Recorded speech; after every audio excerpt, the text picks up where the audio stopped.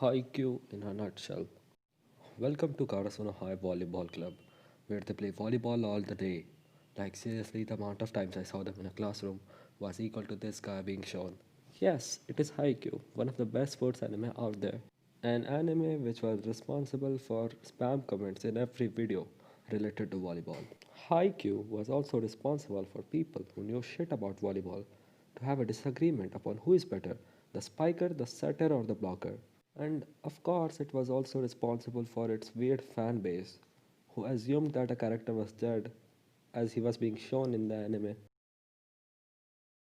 And yeah, also the fandom of Haikyuu likes to ship characters that make no sense at all. Haikyuu, in which a short idiot can make a scary face by expanding his eyes out. Haikyuu, in which if you know the art style changes during a match, you know that shit's about to go crazy. Well, now let's see the plot of Haikyuu. Haikyuu is based on Karasuno High Volleyball Club, which used to be a powerhouse school once, but now they are called the Fallen Crows because they are a noob now. They are not even having a coach. What are you expecting from them? But now they have two characters embedded with plot armor and a really good coach, who is a good coach because he is the grandson of a good coach. It is no doubt that the matches in Haikyuu are too intense, and it is one of the main factors that people watch Haikyuu. But besides the matches, Haikyuu has one more good point, the characters. Haikyuu has some really great characters, which we are probably gonna remember forever. But it also has some characters which were since season 1 and we didn't even knew they existed. Well, leaving it, let's move on to the characters of Haikyuu. Hinata, who wants to play volleyball because he saw a giant playing it. Hinata wants to become an ace but ends up being a middle blocker.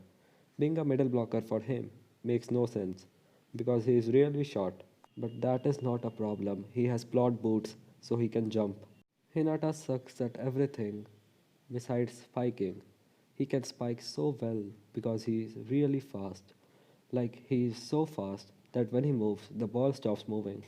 You may think that Hinata is really cute, but that's not true. He's really scary. He can make a scary face by expanding his eyes out. I challenge any one of you to try it once and not being called a creep. Well, let's move to our second character, Kageyama, the Edgelord. Kageyama is like Sasuke with Lee's hair, but his hair is pointy or edgy because he is edgy too. Kageyama has a different type of plot armor. He's called a prodigy throughout the series, meaning that he's really good. Kageyama does not know how to do teamwork, but later in the show he learns how to do it. But in season 4, he falls again. It's like his character development is backwards. Let's move on to our third character, Tsukishima. Tsukishima really don't like to play volleyball anymore because his brother failed at it. I don't know about him or you guys, but if something same happened to me, I would not have lost interest. But hate him or like him, he is straight up spitting facts. You should not give 100% to one thing, right? You should give a 50% to three things. Daichi. Daichi has mastered the art of being a side character while being a main character. We didn't know the importance of Daichi until sadly he was dead. Asahi, the ace of Karasuno. Sounds cool, right? Well, that's the only thing cool about him. Except his beard, that is. Asahi is also the student of Mr. Daichi as he learns how to be a side character as the show progresses. Nishinoya, the super lever of Karasuno. Nishinoya is really good at defending. You know why he is so good? Because he's partial Super Saiyan. Nishinoya is also weirdly, overtly obsessed with Asahi.